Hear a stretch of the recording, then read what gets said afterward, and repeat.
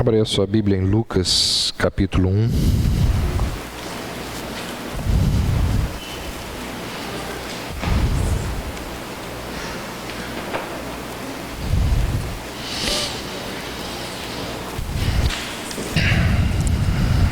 Vamos ler a partir do verso 26. Temos separado esse texto já há algumas semanas e meditado nele. Hoje, mais uma vez. No 6º mês, foi o anjo Gabriel enviado da parte de Deus para uma cidade da Galiléia chamada Nazaré, a uma virgem desposada com certo homem da casa de Davi, cujo nome era José. A virgem chamava-se Maria. E entrando o anjo aonde ela estava, disse: Alegra-te, muito favorecida, o Senhor é contigo. Ela, porém, ao ouvir esta palavra, perturbou-se muito e pôs-se a pensar no que significaria esta saudação. Mas o anjo lhe disse: Maria, não temas, porque achaste graça diante de Deus. Eis que conceberás e darás à luz um filho, a quem chamarás pelo nome de Jesus. Este será grande e será chamado Filho do Altíssimo. Deus, o Senhor, lhe dará o trono de Davi, seu pai. Ele reinará para sempre sobre a casa de Jacó, e o seu reinado não terá fim. Então disse Maria ao anjo: Como será isto, pois não tenho relação com homem algum? Respondeu-lhe o anjo: Descerá sobre ti o Espírito Santo, e o poder do Altíssimo te envolverá com a sua sombra. Por isso também o ente santo que há de nascer será chamado Filho de Deus. E Isabel, tua parenta, igualmente concebeu um filho na sua velhice, sendo este já o 6º mês para aquela que diziam ser estéril. Porque para Deus não haverá impossíveis em todas as suas promessas. Então disse Maria: Aqui está a serva do Senhor, que se cumpra em mim conforme a tua palavra. E o anjo ausentou-se dela. Vamos orar? Ó Deus, nós queremos pedir a tua graça sobre as nossas vidas, a iluminação que vem do teu Santo Espírito para aprendermos da tua palavra. Nós assim oramos em nome de Jesus. Amém. Se você fizer uma comparação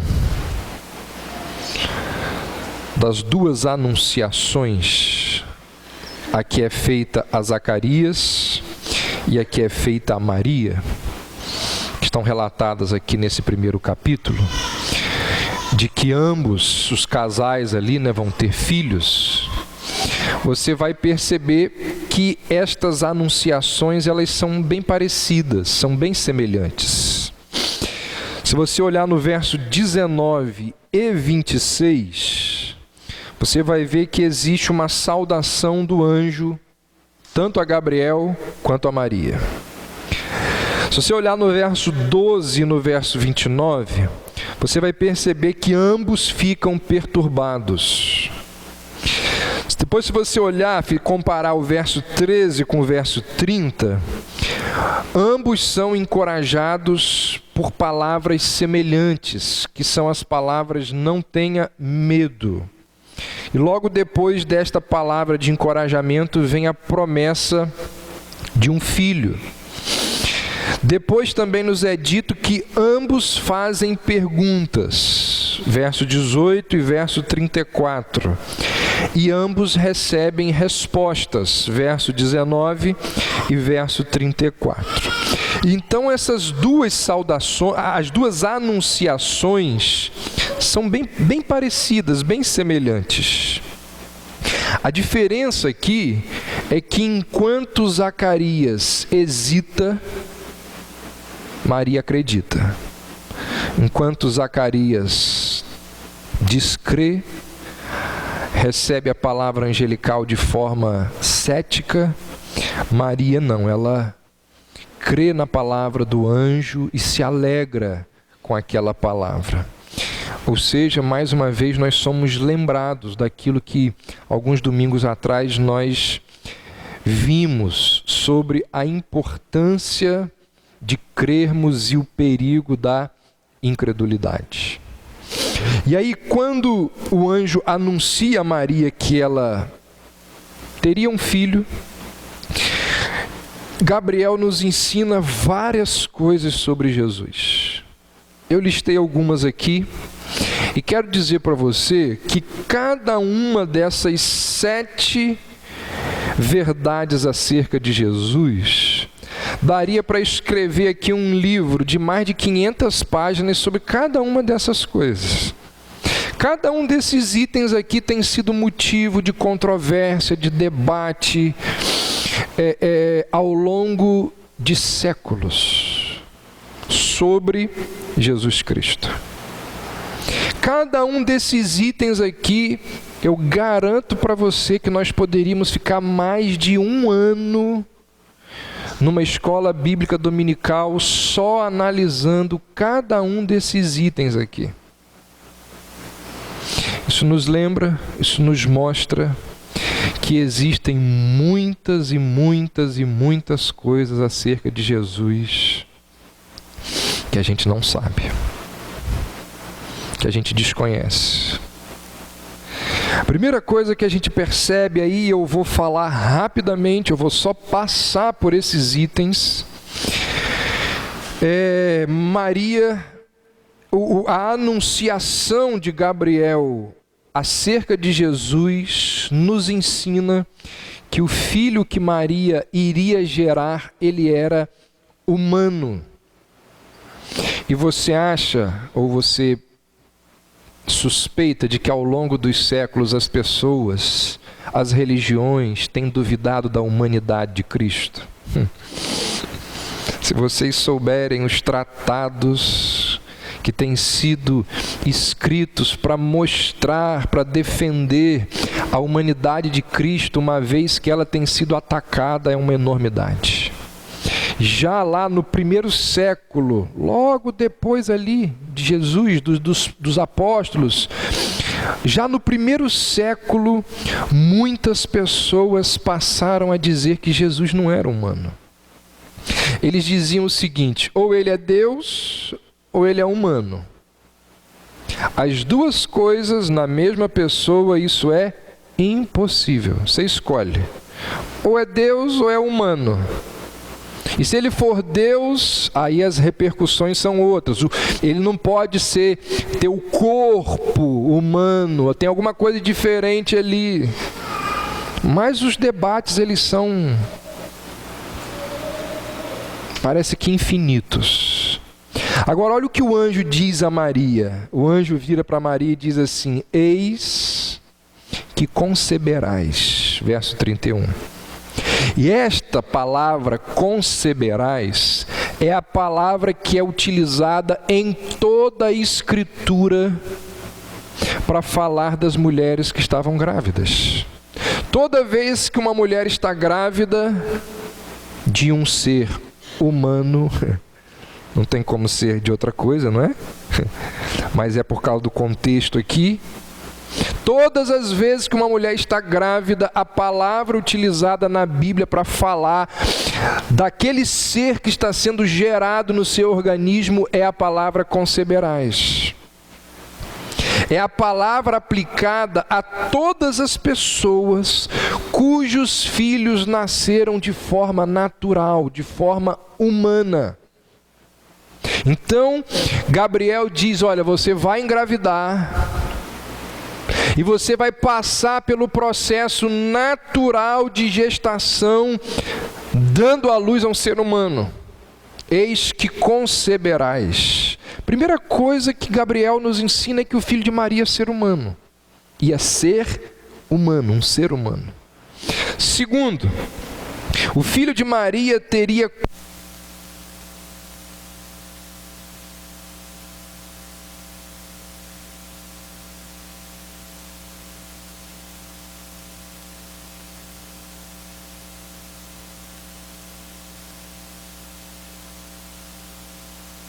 não salvar pecadores.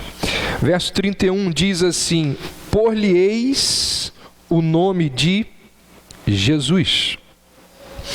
Não sei se você sabe, mas o nome Jesus era um nome muito comum na época em que Jesus nasceu. Era um nome hebraico. Sabe qual é o nome, a versão hebraica do nome Jesus? Josué. Então, o nome hebraico Josué significa ao Senhor pertence a salvação. E o nome que seria dado àquela criança apontava para o motivo da sua vinda ao mundo. Jesus. Olha, você vai ter um filho, você já sabe qual é o nome, não vai ter essa de ficar escolhendo com José qual vai ser o nome dele, não. O nome dele vai ser Jesus. Você vai colocar o nome dele de Jesus. E este seria aquele que salvaria o seu povo dos seus pecados.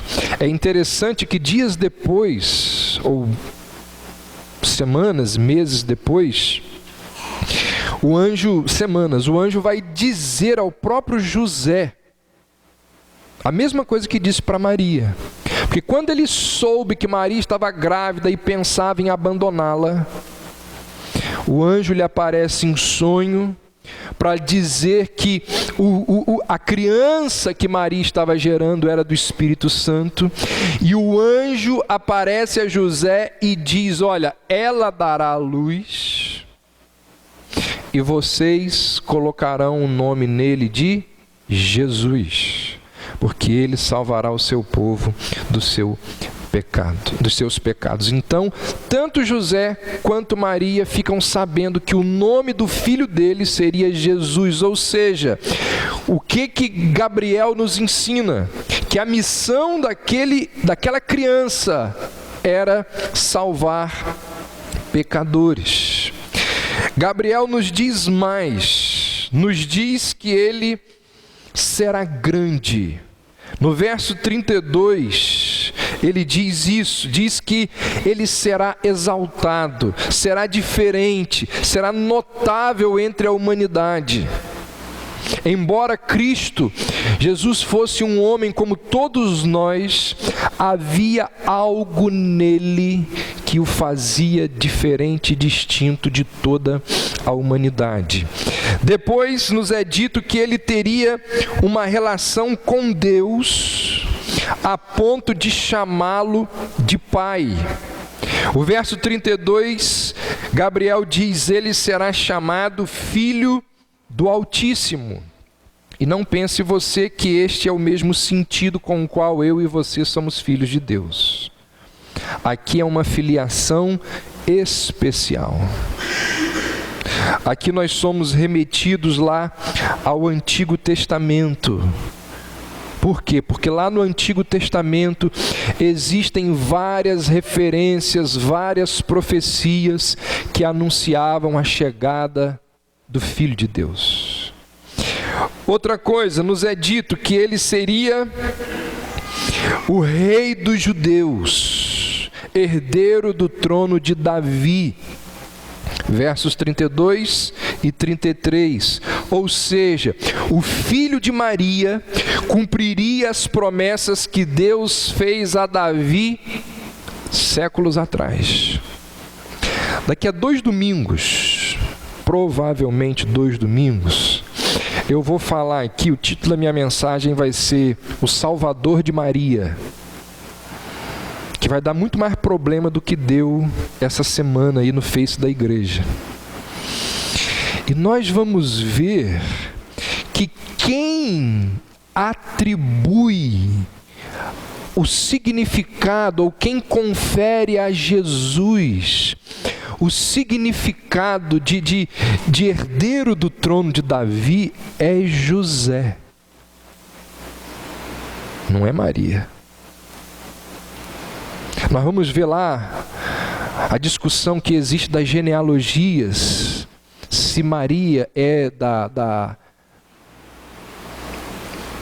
árvore genealógica Davi ou se é José.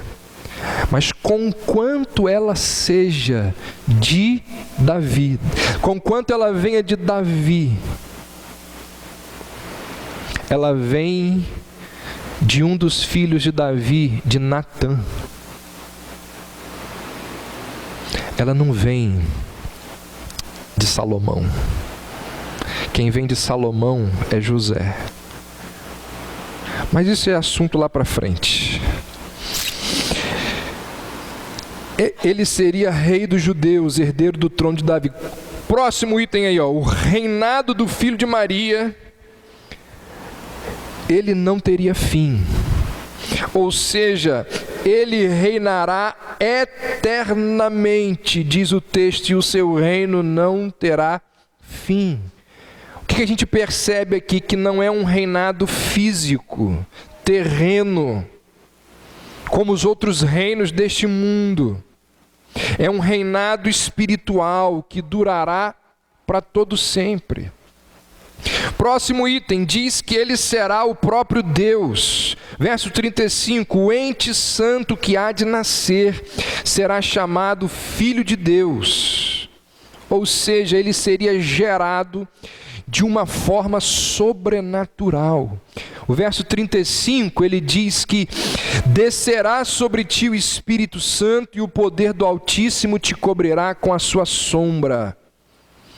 Gente, essa linguagem angelical, para quem conhece, para quem está familiarizado com o Antigo Testamento, essa linguagem angelical, essa fala do anjo para com Maria, nos lembra de passagens do Antigo Testamento. Acho que eu já mencionei isso aqui em mensagens atrás, em que a nuvem de glória, a Shekinah, descia sobre o tabernáculo cobria completamente o tabernáculo, e ali era manifesta a presença de Deus. Então a linguagem do anjo nos lembra dessa verdade. Descerá sobre ti o Espírito Santo. Ou seja, no momento da concepção,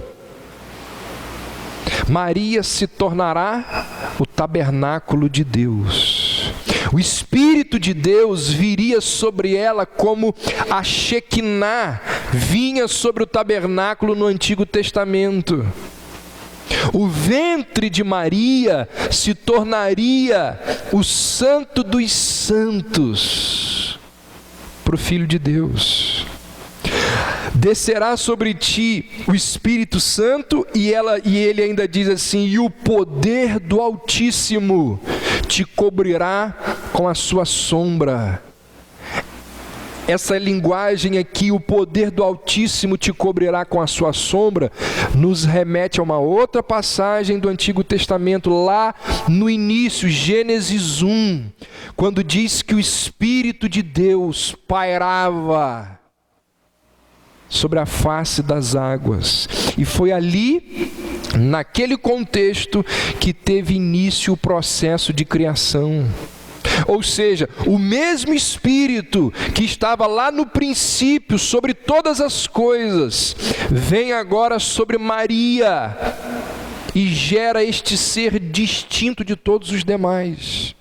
Então é uma linguagem veterotestamentária utilizada aqui. Uma coisa muito importante, só preciso lembrar disso, não dá para a gente desenvolver isso aqui.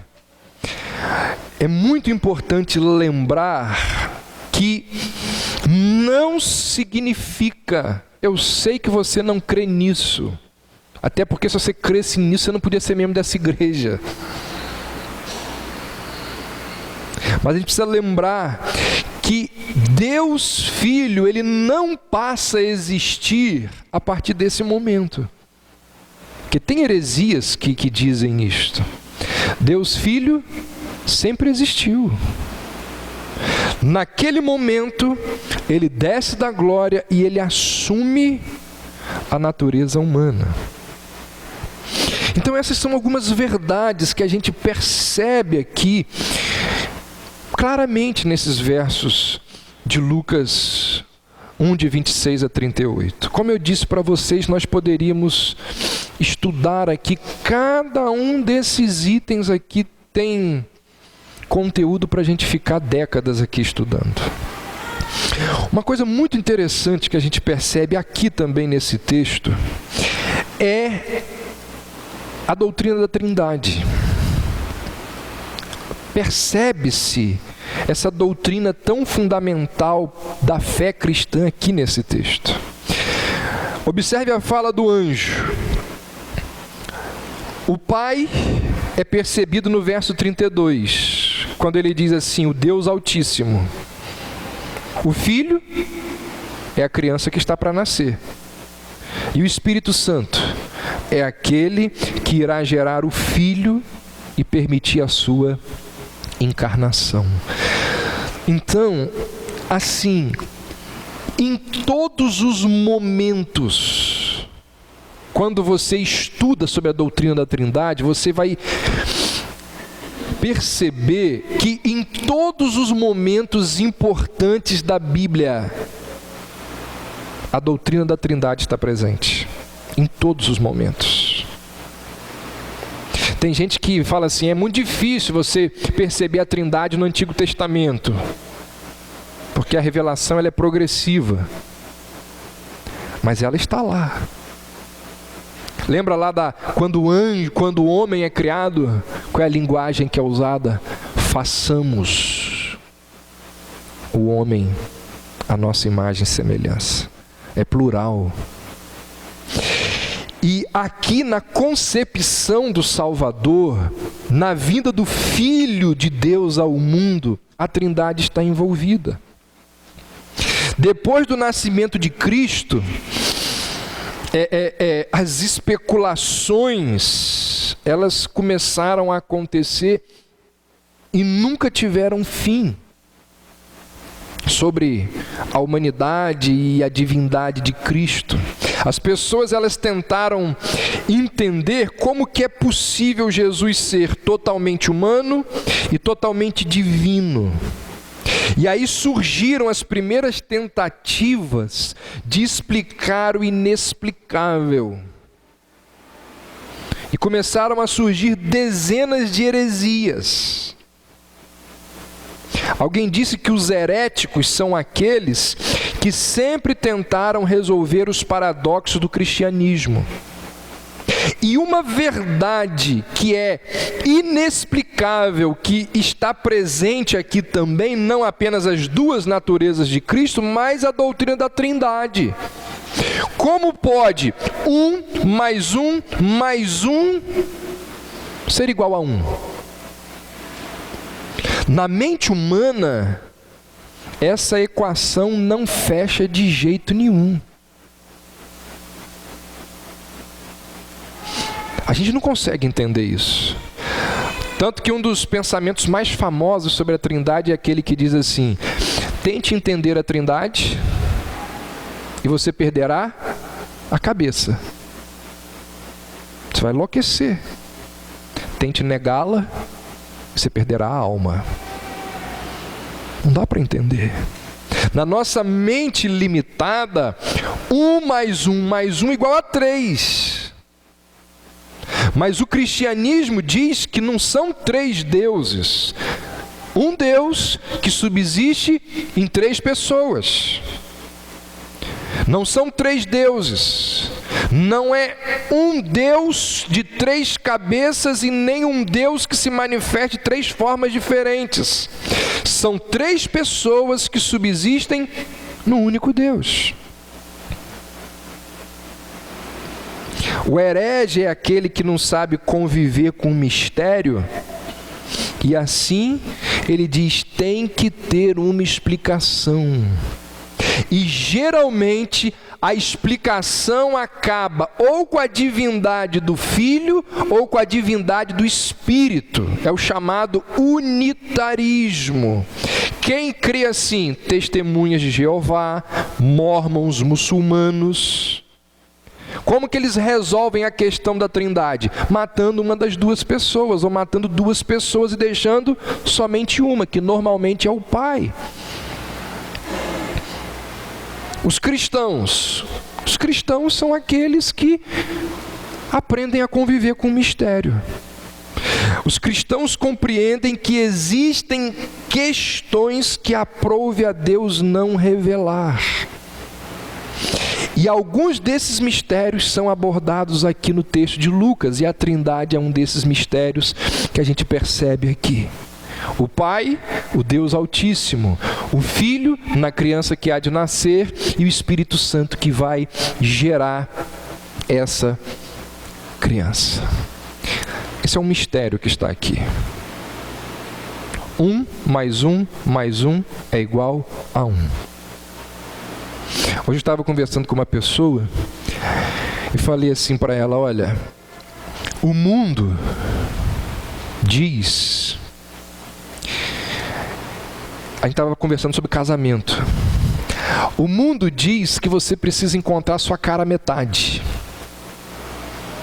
O dia que você encontrar sua cara metade, você vai ser realizado. Só que na concepção e na ideologia mundana, você é uma metade, a outra pessoa é uma metade, e quando vocês se juntam, vocês formam um. Daí a ideia de cara metade. A ideologia, o ensinamento bíblico não é esse. A Bíblia diz que 1 mais 1 é igual a 1. Deixará o homem pai e mãe e se unirá à sua mulher, e ambos serão uma só carne. 1 mais 1 é igual a 1. Por que isso é importante saber? De entender. Porque antes de eu encontrar uma outra pessoa, eu não sou um ser em falta. Se eu não encontrar ninguém e ficar sozinho o resto da vida, eu sou uma pessoa. 1 mais 1 igual a 1. Como que a gente entende isso? Está na Bíblia. Trindade, 1 mais 1 mais 1 igual a 1. Mas isso é outra história. Então nós temos aqui mistérios. A Trindade é um deles. E o outro mistério presente aqui nesse texto: as duas naturezas de Cristo. Irmãos, não pensem vocês que este é um assunto tão simples, tão fácil como muitas vezes pode parecer. Este é um assunto dificílimo. Eu tenho estudado, peguei algumas teologias sistemáticas para ler sobre este assunto. Não é fácil. Os questionamentos são bem severos. Não é fácil. É porque nós vivemos, no nosso mundinho, numa redoma de vidro, ou numa redoma eclesiológica que muitas vezes não nos coloca em contato com ideologias, com questionamentos que são feitos por aí. Mas o assunto é muito importante, é muito sério. Como explicar a plena divindade e a plena humanidade numa mesma pessoa? Afinal de contas, tem um momento que Jesus vira e diz assim: quem me tocou? Quem me tocou? Mas como assim quem te tocou? Você não é Deus? Você não sabe de tudo? Como assim quem me tocou? Tiago diz que Deus não pode ser tentado para o mal. Jesus foi tentado. E aí? Na cruz, quem morreu? Deus morre?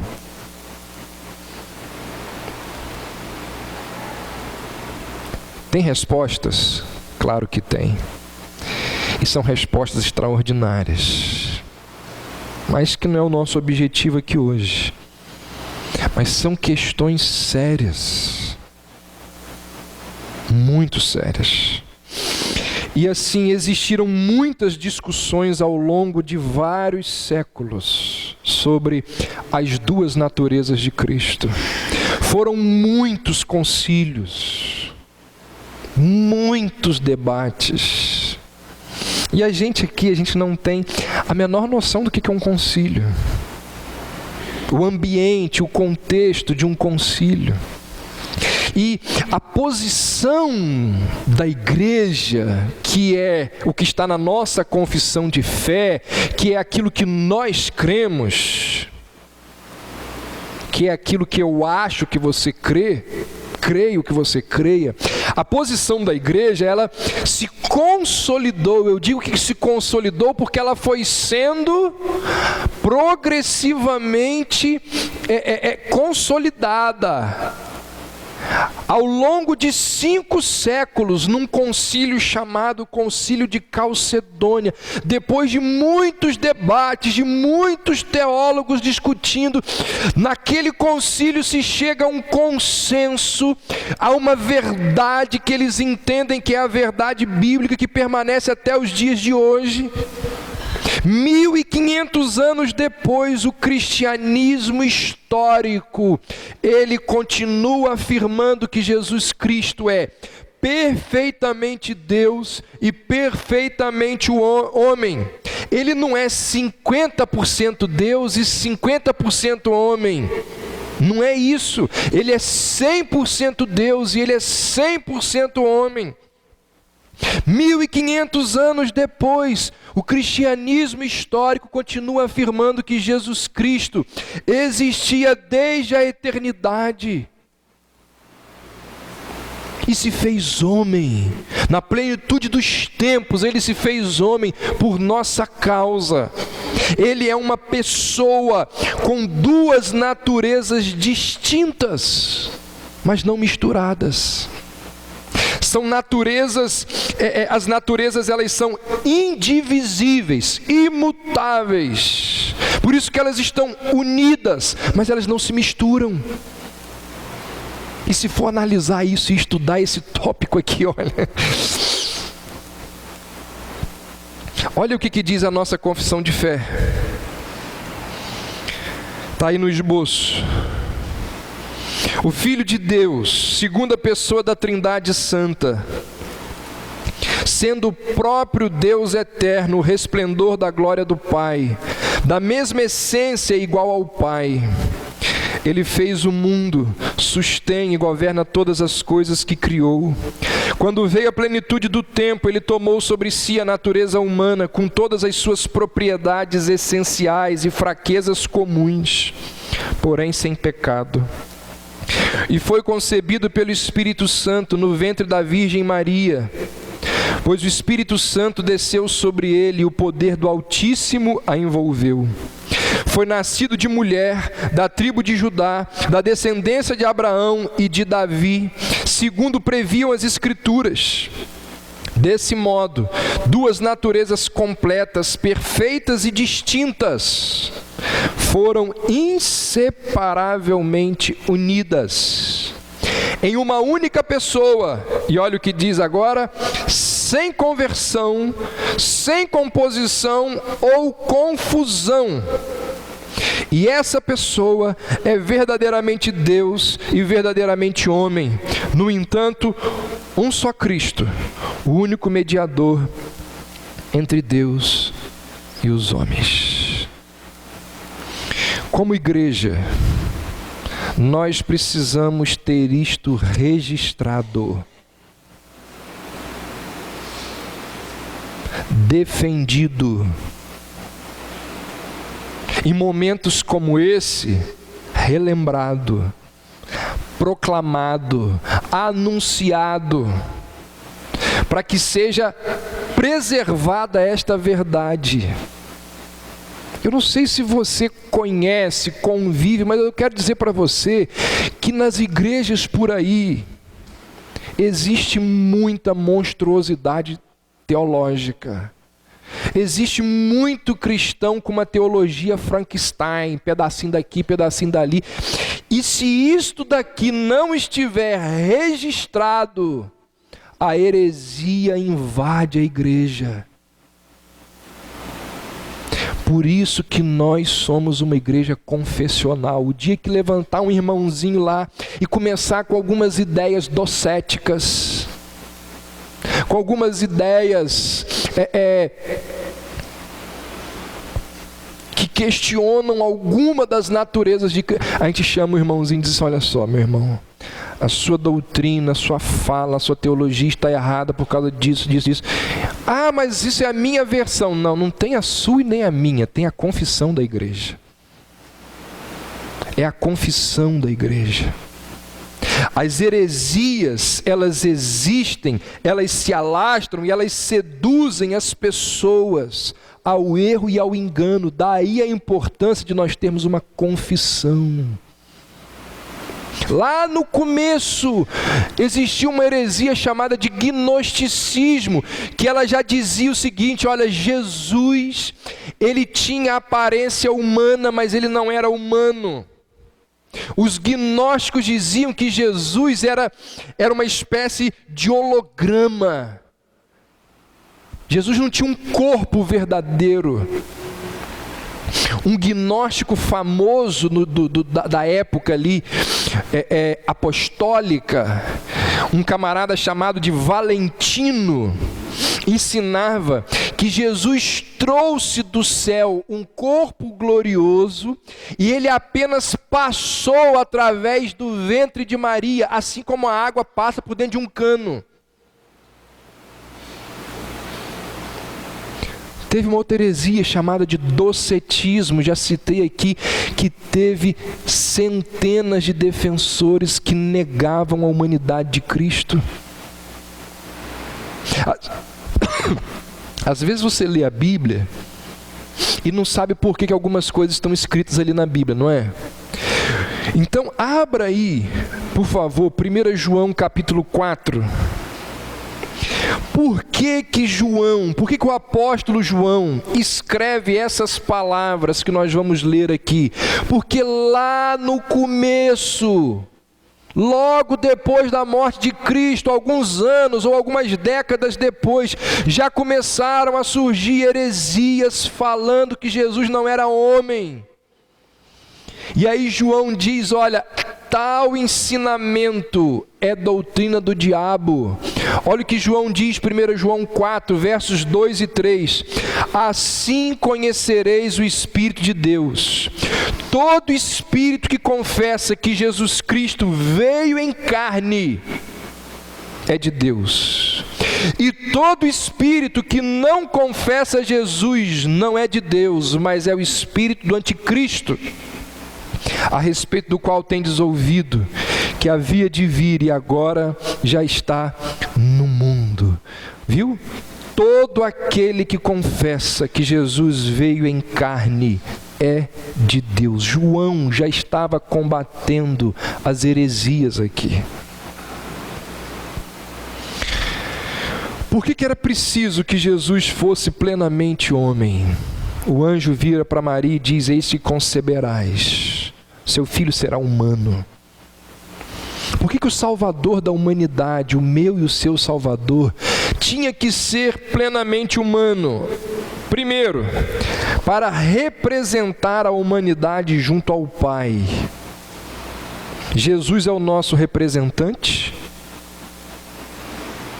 porque Ele obedeceu em nosso lugar. Naquilo que Adão falhou, Jesus obedeceu. Por isso que Paulo chama de segundo Adão. Assim, uma das mensagens que mais abençoaram e impactaram a minha vida, quando eu preguei sobre as mensagens sobre a fé reformada ano passado, foi quando nós falamos sobre os solos Cristos. Lembrar, saber que Jesus não apenas morreu por nós, mas Ele viveu por nós. Isso é extraordinário. Ele não apenas morreu, Ele viveu. Ele teve uma vida perfeita em nosso lugar. Ele obedeceu em nosso lugar. Ele teve sucesso naquilo que Adão falhou. Leia Romanos 5. Qual é a tese maior de Paulo ali em Romanos 5? Jesus, o segundo Adão, teve sucesso onde todos nós falhamos. Por isso que João vai dizer lá, na sua primeira epístola, lá no capítulo 2, que por causa da sua obediência, ele é o nosso advogado. Por causa da sua obediência, ele é a nossa propiciação. Então por que tinha que ser humano?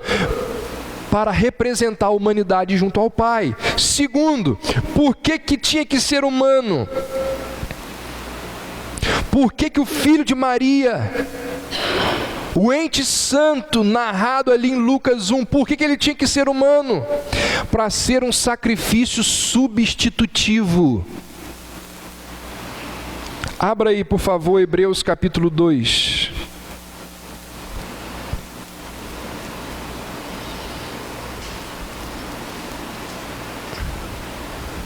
Versos 16 e 17 dizem assim: pois, na verdade, ele não auxilia os anjos, mas sim a descendência de Abraão. Parar aqui um pouquinho. Quando você lê alguns livros, bons livros, que falam sobre Satanás, você vai ver que os autores dizem que uma das raivas de Satanás, uma das broncas de Satanás com Deus,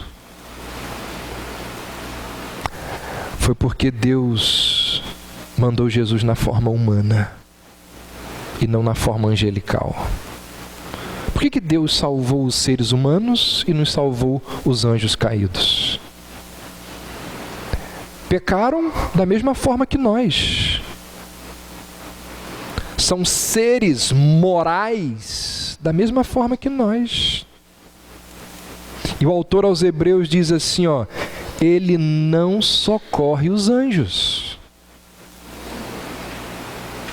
mas socorre a descendência de Abraão. Por essa razão, diz o autor aos Hebreus, era necessário que em tudo se tornasse semelhante a seus irmãos, para que viesse a ser sumo sacerdote misericordioso e fiel nas coisas que dizem respeito a Deus, a fim de fazer a propiciação pelos pecados do povo. Por que ele tinha que ser humano? Para ser um sacrifício substitutivo, para colocar-se no lugar dos seres humanos. Somente sendo plenamente humano, Cristo pôde pagar a pena dos pecados dos homens. Ele tinha de se tornar homem e não um anjo, porque Deus estava interessado em salvar homens e não anjos.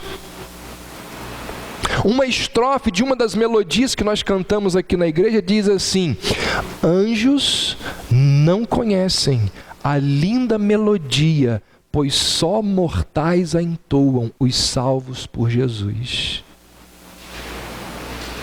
Cristo não veio socorrer anjos, diz o autor aos Hebreus, mas veio socorrer os descendentes de Abraão. E por essa razão, por qual razão? Porque ele queria socorrer os descendentes de Abraão. Era necessário que em tudo se tornasse semelhante a seus irmãos.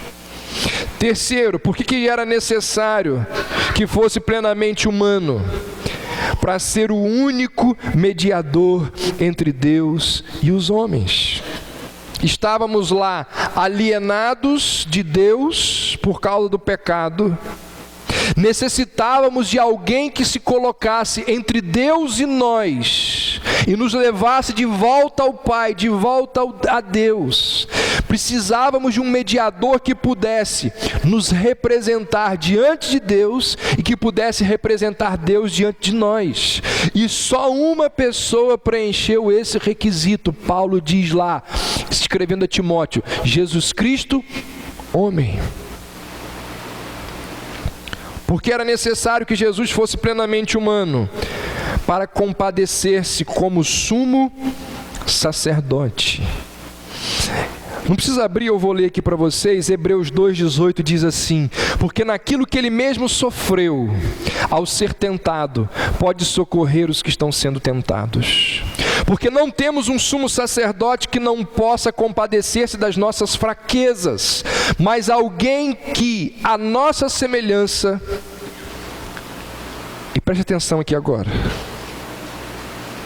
porque o que eu vou falar depois você pode arregalar o olho e falar que eu estou ensinando heresia aqui.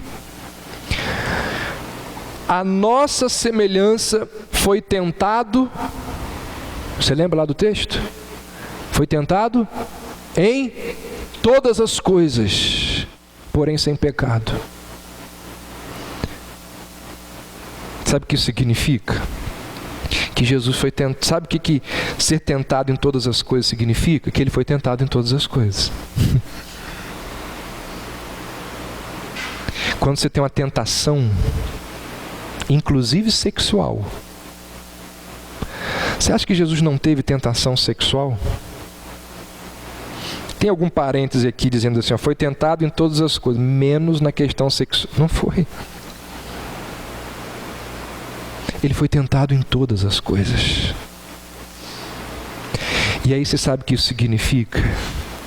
Que quando nós somos tentados, nós passamos por problemas, nós podemos, onde quer que estivermos, orar e dizer assim: Senhor, me ajuda. O Senhor sabe o que eu estou passando. Me ajuda. Aí olha o que o autor aos Hebreus diz. Vou voltar. Portanto, não temos um sumo sacerdote que não possa compadecer-se das nossas fraquezas, mas alguém que, à nossa semelhança, foi tentado em todas as coisas, porém sem pecado. Aí olha o que ele diz. Portanto, aproximemo-nos com confiança do trono da graça, para que recebamos misericórdia e encontremos graça, a fim de sermos socorridos no momento oportuno. Isso aqui é extraordinário, gente. Isso aqui é extraordinário, porque ele foi humano e foi tentado em todas as coisas. Ele pode orar por nós, clamar ao Pai por nós, ser o nosso sumo sacerdote. O autor aos Hebreus está nos dizendo é que se Jesus não tivesse existido na condição de homem, ele não seria capaz de conhecer por experiência, o que nós sofremos nas nossas tentações e nas nossas lutas. O cristianismo é a única religião do mundo onde o seu Deus se tornou humano, sofreu e morreu pelos seus súditos, pelos seus fiéis, pelos seus discípulos. Ninguém pode dizer de Jesus assim, ó, você jamais entenderá, você nunca passou por isso. Ninguém pode dizer, porque Jesus passou. Eu não trouxe para ler aqui, porque eu estou cansado de ler, eu acho que eu já li esse texto umas 15 vezes aqui na igreja. Um texto chamado O Longo Silêncio. É um texto extraordinário. Alguém criou esse texto e diz que no final dos tempos existirá uma multidão de pessoas diante do trono de Deus, acusando Deus de uma porção de coisa. O senhor não sabe o que eu passei naquele campo de concentração. O senhor não sabe o que é ter um filho assim, assim, assim. Aí tem lá o texto, mostra várias acusações. E depois que Deus ouve todas as acusações, Deus chama o filho e diz assim: está aqui, ó. Como que eu não sei? Isaías diz assim, que Jesus, que ele diz lá? Sabe o que é padecer. Varão de dores, servo sofredor. E aí o autor do texto diz que depois que o pai apresentou o filho, houve um longo silêncio. Por causa do que sofreu, Jesus conhece a nossa dor. E assim ele roga ao Pai por cada um de nós. O que Maria não pode fazer.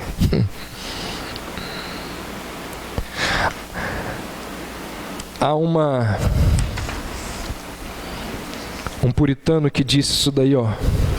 A oração, da forma como provém do santo, é fraca e languida. Mas quando a flecha da oração de um santo é colocada no arco da intercessão de Cristo, ela penetra no trono da graça. Coisa bonita, não é? Isso aqui é verdade ou não é? As nossas orações são fraquíssimas. Fraquíssimas. Mas quando a flecha da oração é colocada no arco da intercessão de Cristo, quando nós dizemos por Jesus, em nome de Jesus, ela entra no trono da graça. Por quê? Porque Ele é o nosso sumo sacerdote. E por que é o nosso sumo sacerdote? Porque é humano. Porque nasceu como humano. E aqui, gente, eu quero lembrar de um detalhe. Uma das verdades mais encantadoras da encarnação é o ensino bíblico de que Jesus não apenas se encarnou. A Bíblia diz que Jesus será um homem para todo sempre. Não é que ele veio aqui no mundo, assumiu a forma humana e quando estava subindo aos céus disse: olha, agora minha humanidade fica aí, eu já cumpri o meu papel, agora eu vou voltar a ser o que eu era. A Bíblia diz que Jesus definitivamente assumiu a forma humana. Quando Jesus desceu à terra, disse John Blanchard, ele não deixou de ser Deus. E quando ele voltou ao céu, ele não deixou de ser homem. Após a ressurreição, e eu vou convidar você para abrir esses textos, após a ressurreição, quando Cristo já está com o corpo com o qual ele sobe para os céus, olha os relatos que existem pós-ressurreição. Lucas 24, abra aí por favor. Lucas 24,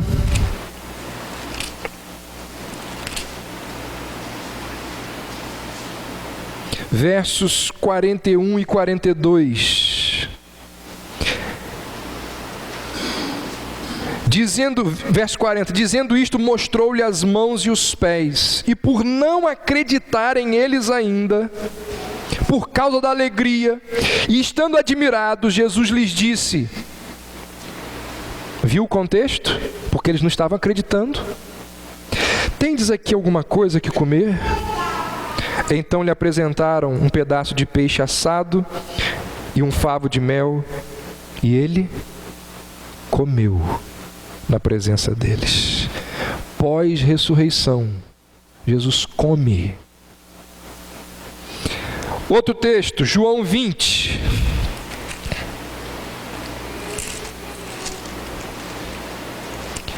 A partir do verso 25.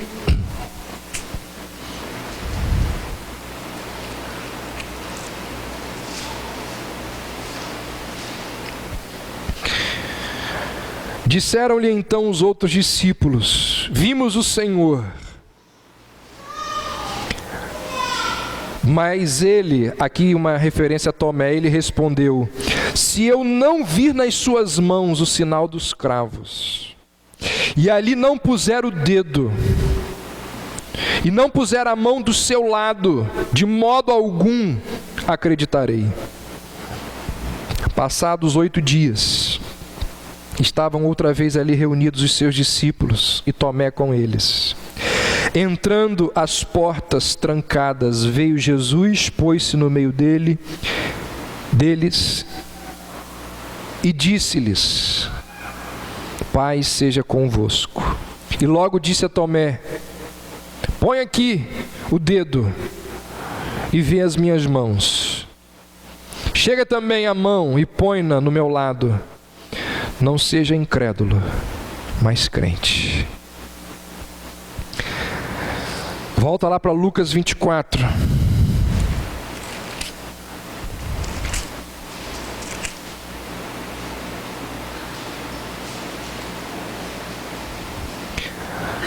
Antes daquele texto que nós lemos, o primeiro, no verso 39. Vede as minhas mãos e os meus pés, que sou eu mesmo. Olha o que Jesus diz agora, gente. Apalpai-me e verificai, porque um espírito não tem carne e nem ossos, como vedes que eu tenho. Em Atos 7,56, naquele momento em que Pedro está sendo apedrejado, em que Estevão está sendo apedrejado, Estevão tem uma visão dos céus. E ali ele vê quem? Jesus. E sabe o que diz lá? Viu o Filho do Homem em pé à destra de Deus. Só um detalhe aqui, um parêntese. Normalmente as visões que as pessoas têm na Bíblia sobre os céus, Jesus está assentado no seu trono. Aqui Jesus está em pé, porque ele está vendo a maldade, a injustiça que está sendo feita com Estevão, e quando ele está em pé no trono é um sinal de julgamento. Ou seja, aqueles que apedrejaram Estevão, eles não vão passar impunes. Apocalipse 1, quando João tem uma visão dos céus, verso 13, diz assim: vi um semelhante a Filho do Homem. Ou seja, todos os textos pós-ressurreição, eles indicam que Jesus não se tornou temporariamente homem. Eles nos mostram que a natureza humana foi definitivamente unida à natureza divina. Ou seja, Cristo vive eternamente lá nos céus, não apenas como Filho de Deus, a segunda pessoa da Trindade, mas ele vive nos céus como homem que nasceu de Maria. E aí eu gosto muito dessa fala do Philip Yancey, quando ele diz assim: a encarnação nos mostra que não somos órfãos cósmicos, habitando um planeta minúsculo em uma galáxia insignificante. Somos protagonistas de um drama que não se limita no agora, mas se estende por toda a eternidade, não apenas neste mundo, mas também em mundos além da imaginação. Porque era necessário que Jesus fosse plenamente humano para representar a humanidade junto ao Pai, para ser um sacrifício substitutivo, para ser o único mediador entre Deus e os homens, para compadecer-se como sumo sacerdote. Então, o texto de Lucas nos diz que aquele ali seria homem, mas ele também seria divino. E por que era necessário que Jesus fosse plenamente divino? Primeiro, porque só assim ele poderia cumprir perfeitamente as exigências da lei. Você pega lá as leis do Antigo Testamento. Quem cumpriu? Ninguém. Só Deus poderia cumprir o que o próprio Deus determinava. Por isso ele tinha que ser Deus. Segundo, por que ele tinha que ser divino? Porque a sua morte seria em favor de outros. Se ele fosse somente humano, a sua morte valeria apenas para ele. Mas a morte do Deus homem tem valor infinito e pode ser imputada a outros. O que Cristo fez na cruz pode ser transferido para quantas pessoas ele desejar pelo fato de ele ser Deus. E por fim, por que ele tinha que ser divino? Para ressuscitar e viver eternamente como intercessor e mediador de cada um daqueles por quem ele morreu. Algo que os católicos insistem em afirmar que Maria faz. Por isso que eles têm que divinizá-la. Eu vou trazer para vocês. Antes de morrer, o Papa João Paulo II recebeu várias cartas e pedidos de gente importante dentro da Igreja Católica para elevar Maria à categoria de deusa. Transformar a Trindade num quarteto. Ele mesmo, o João Paulo II, era um dos maiores mariólatras. Os católicos insistem em afirmar que Maria faz isso, mas eles insistem não com respaldo nas Escrituras. Essa insistência dos católicos, uma insistência desesperada, é resultada dos seus concílios que estão cheios de contradição. Lembra lá de Lutero, em Worms, sendo arguído? Lutero diz assim, olha, os concílios, ele ainda era da igreja, né? Os nossos concílios, eles estão cheios de contradição. Os nossos papas, cada hora falam uma coisa, eles se contradizem.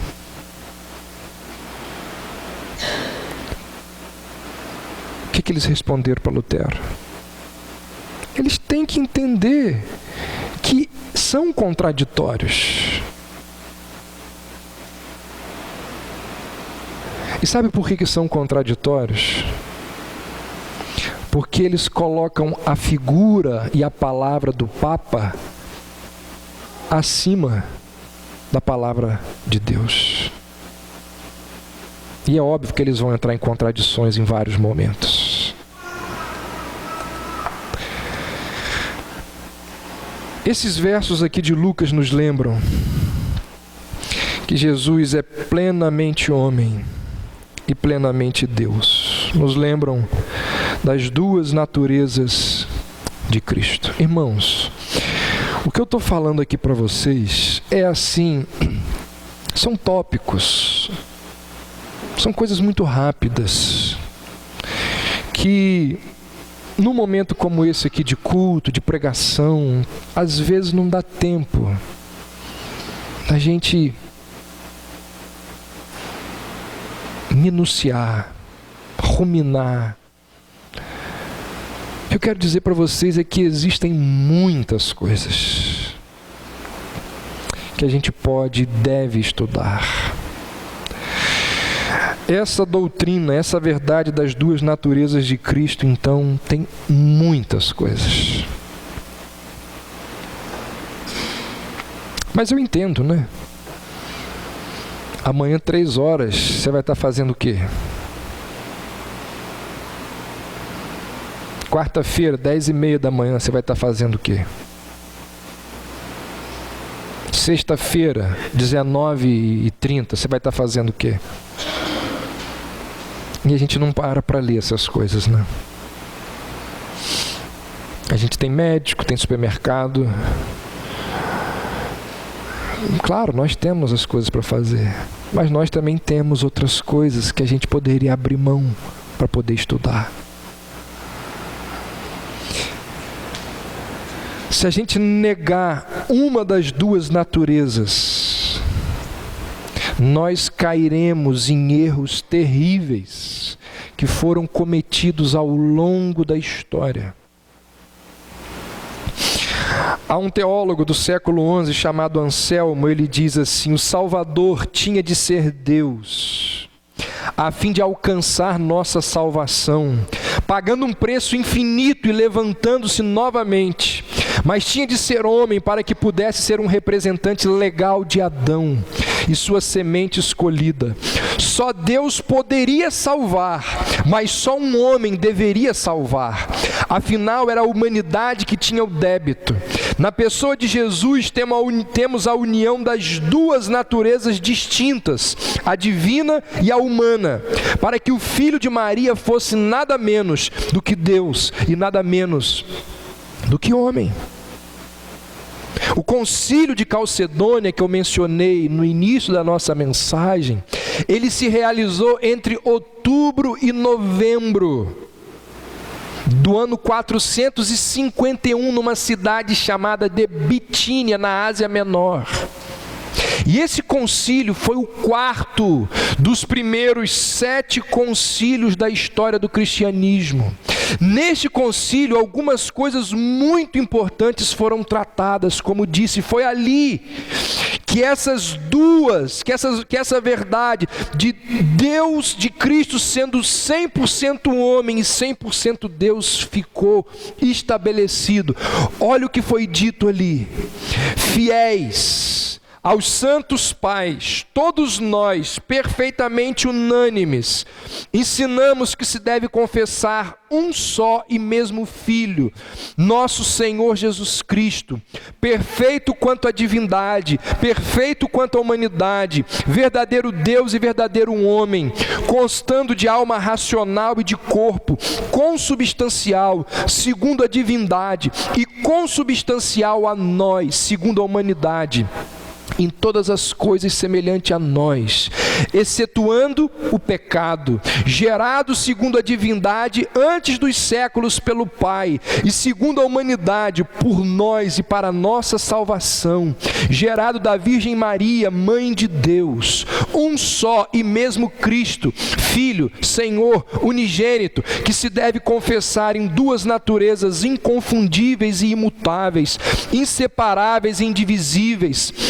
A distinção da natureza de modo algum é anulada pela união, mas pelo contrário, as propriedades de cada natureza permanecem intactas, concorrendo para formar uma só pessoa e subsistência, não dividido ou separado em duas pessoas, mas um só e mesmo Filho unigênito, Deus Verbo, Jesus Cristo Senhor, conforme os profetas outrora a seu respeito testemunharam, e o mesmo Jesus Cristo nos ensinou, e o credo dos pais nos transmitiu. Olha, um parágrafo pequeno, mas para chegar nisso aqui,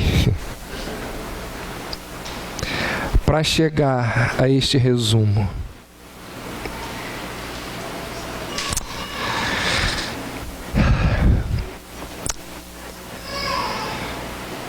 que bom que Deus levantou homens capazes de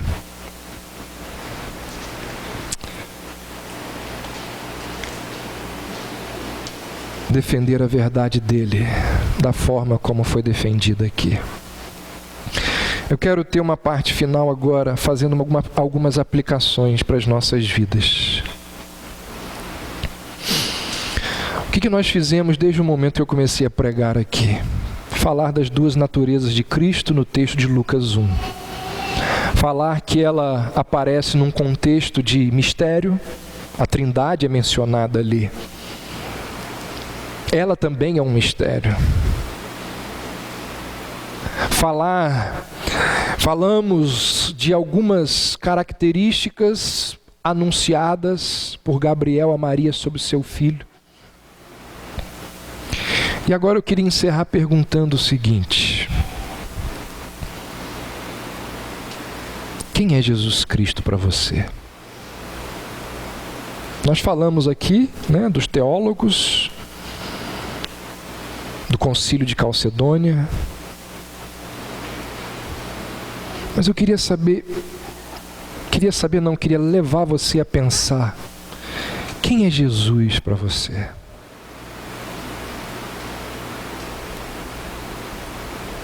Você se relaciona diariamente com Jesus Cristo?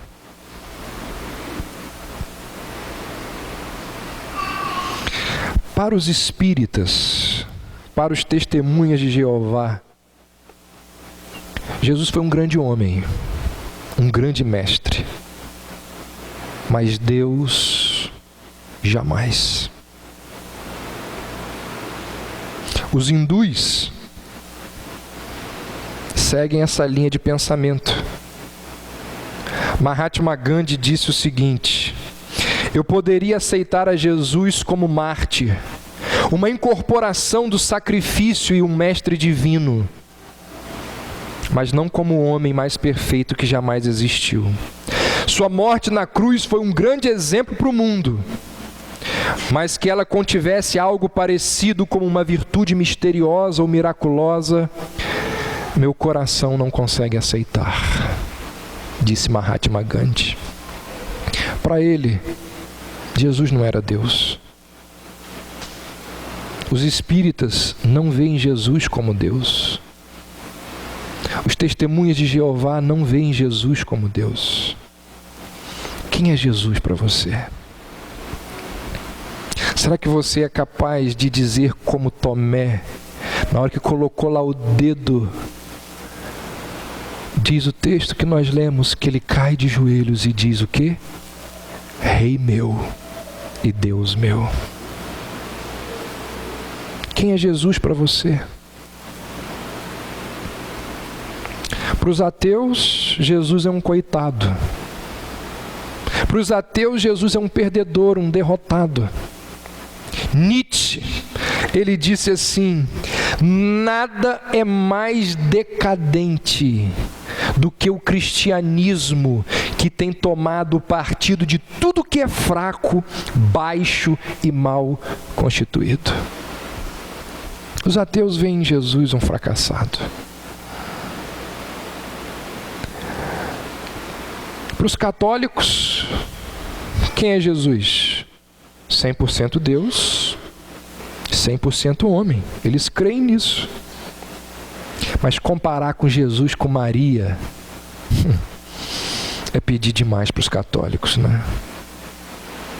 Porque ela está muito acima dele. Podem negar o quanto quiser, a prática católica mostra que Maria está acima de Jesus. Quem é Jesus Cristo para você? Para muitas pessoas, Jesus foi um louco.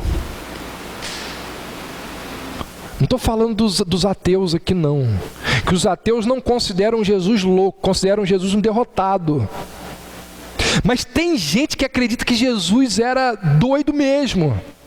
O quadro mais antigo da crucificação se encontra num museu em Roma chamado Carcharan. A data dele é do 2º século, muito próximo lá da época de Jesus. Esse quadro ele foi descoberto num monte chamado Palatino, em Roma. E ele estava na parede de uma casa que foi usada como escola para alguns pajens imperiais. E naquele desenho grosseiro, esticado numa cruz, está um homem com a cabeça de burro. Este era o conceito de muitas pessoas acerca de Jesus Cristo. Um doido, um burro, um idiota. Lembra que Paulo disse? Lembra-se do que o apóstolo Paulo disse? A palavra da cruz é loucura para os que se perdem. Anunciar este como homem e Deus, Salvador da humanidade, isso é loucura.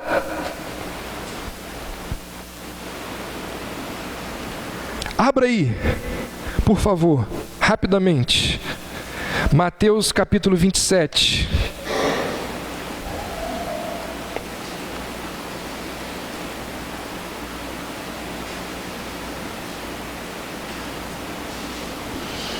A partir do verso 15.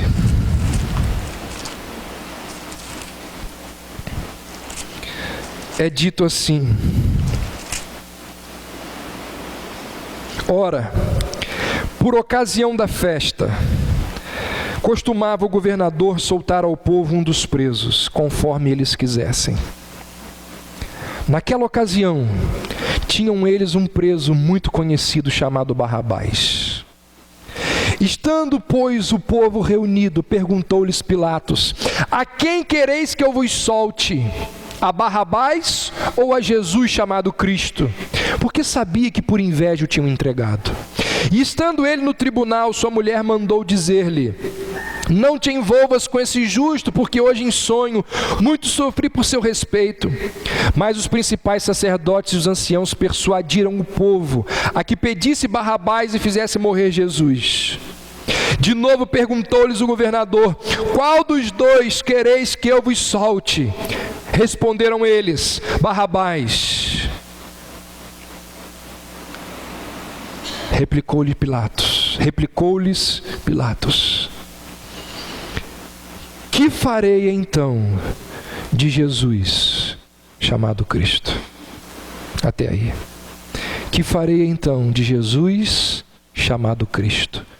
Todo ser humano precisa responder essa pergunta. Que farei de Jesus chamado o Cristo? Todos, quer queiram, quer não, irão responder essa pergunta. Quem é Jesus para você? O que farei de Jesus chamado Cristo? Você crê, como foi anunciado por Gabriel, que ele é 100% Deus e 100% homem? Você crê que ele foi concebido por obra do Espírito Santo? Você crê que ele foi crucificado, morto, sepultado, mas ressurgiu ao terceiro dia? Você crê que Jesus viveu em seu lugar, tendo sucesso naquilo que Adão falhou? Você crê que Jesus subiu aos céus e está assentado à mão direita de Deus Pai? Você crê que Jesus um dia há de voltar para julgar este mundo e levar a sua igreja para o céu? O que farei de Jesus chamado Cristo? Agora, a questão mais importante de todas, você crê que somente Jesus Cristo é o seu Salvador? Somente Jesus Cristo. Esta é talvez a grande questão que muitas pessoas não conseguem entender. Somente. Por causa desta palavra, o mundo rachou. Somente. Não existe outro caminho para o céu. Não existe outro mediador.